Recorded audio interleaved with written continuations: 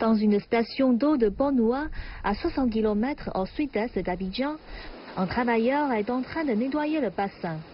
Une fois traitée, l'eau ici sera transportée à Abidjan, la capitale économique du pays, pour ensuite être distribuée aux usagers. Cette station vient de commencer ses opérations il y a quelques mois. Elle fait partie du programme d'alimentation d'eau de la zone sud d'Abidjan, réalisé par la Compagnie géologique de Chine. Il faut rappeler que par le passé, que les forages situés au nord alimentaient la ville d'Abidjan. Le nouveau programme a permis d'équilibrer cet approvisionnement. Avec les deux phases du projet, nous distribuons aujourd'hui 160 000 mètres cubes d'eau par jour, ce qui bénéficie à 1,6 million de personnes, c'est-à-dire à peu près le tiers de la population ivoirienne. À l'école Port-Boueffard, située au sud d'Abidjan, les élèves souffraient depuis longtemps d'un manque d'eau potable. Depuis que la station est installée, ils peuvent boire directement du robinet. Ma petite est comme de l'eau. Ma petite est comme de l'eau. Elle coule aussi bien. Lorsque le projet, n'est-ce pas, a été mis en place d'installer cette station d'eau, vraiment ça a été vraiment une bouffée d'oxygène. Mais avant cela, nous avions des problèmes d'eau. Alors lorsque les enfants viennent à l'école, c'était vraiment difficile pour eux de boire de l'eau. Alors quelquefois, quand ils ont soif, nous sommes embêtés. Ils demandent la permission pour aller boire de l'eau. On est obligé quelquefois de les laisser sortir de la cour de l'école, alors que ce n'est pas recommandé. C'est un risque.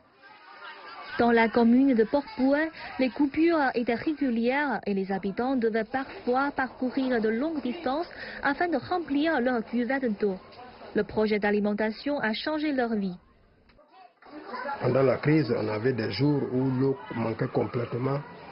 Il fallait aller au forage du puits pour prendre l'eau pour pouvoir se laver avec. Sinon aujourd'hui, on a de l'eau pure, de l'eau propre et ça vient en abondance. Même quand tu ouvres trop, ça vient beaucoup. C'est que vraiment, il y a eu beaucoup d'améliorations. Mais ces améliorations sont loin d'être suffisantes aux yeux de Bertrand Ibrahima, directeur général de l'Office national de l'eau potable de Côte d'Ivoire. Aujourd'hui, le défi, c'est plutôt d'investir à l'intérieur du pays, en province, comme on le dit.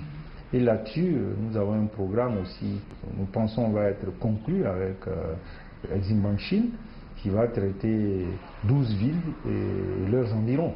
Donc c'est un défi qu'on compte relever parce que bon, la ville d'Abidjan, les problèmes commencent à être réglés, mais à l'intérieur, il y a de nombreux défis à relever. Pour relever ces défis, le principal projet de l'Office de l'eau potable est l'approvisionnement en eau à partir du fleuve Bandama dans un futur rapproché, en procédant à plus d'investissements. Grâce au projet d'adduction d'eau à Abidjan financé par le gouvernement chinois, les conditions d'accès à l'eau potable de la capitale économique ivoirienne ont été améliorées.